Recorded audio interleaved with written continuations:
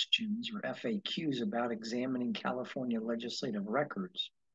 As you may know, members of the public can examine California legislative records based upon the statutory provisions of LORA, L-O-R-A, the Legislative Open Records Act.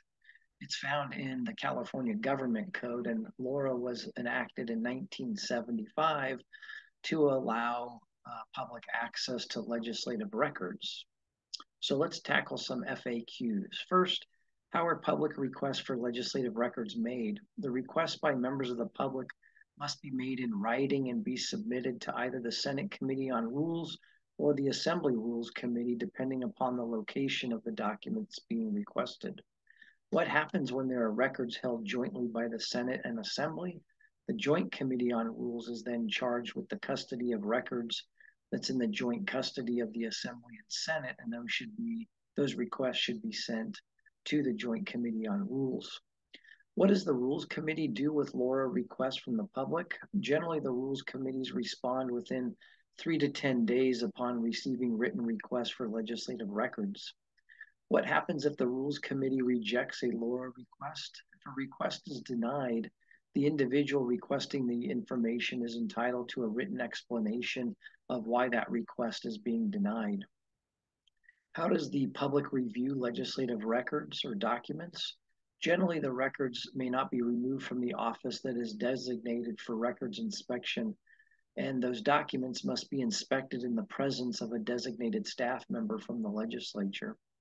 Can copies of legislative records be obtained by the public? Yes, the public can request copies of records and are charged a nominal amount for the cost of photocopying. Are there any legislative records exempt from LORA? Yes, there are a number of categories of legislative records that are exempt from mandatory public inspection. You can check Government Code sections 9072 and 9075. Here are the dozen categories. Records prepared before December 2nd, 1974. Records pertaining to certain claims against the legislature until they're finally adjudicated or settled. Records pertaining to litigation in which the legislature is a party until that litigation has been finally adjudicated or settled. Personnel files, medical files, and similar files pertaining to the privacy of individuals. Preliminary drafts, notes, or memoranda among members and staff, other than committee staff analyses directed to all committee members. Records of individual names and phone numbers of senders and receivers of telephone and telegraph communications. Records of individual transactions for fuel or lubricants for committee leased cars. Communications from private citizens to the legislature. Records of complaints to the legislature, its investigations, and its security procedures. Correspondence of members and their staff. Correspondence to members and their staff on matters other than legislation. Written commentary submitted to the Committee on Legislation, and the commentary was not utilized by the staff of a fiscal committee in the presentation of the analysis of legislation, or is otherwise determined by the committee or staff to be confidential.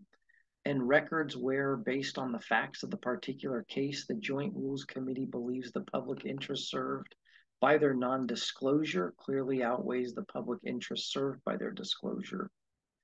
Can the public review committee records? Yes, members of the public are also allowed to gain access to legislative committee records concerning legislation.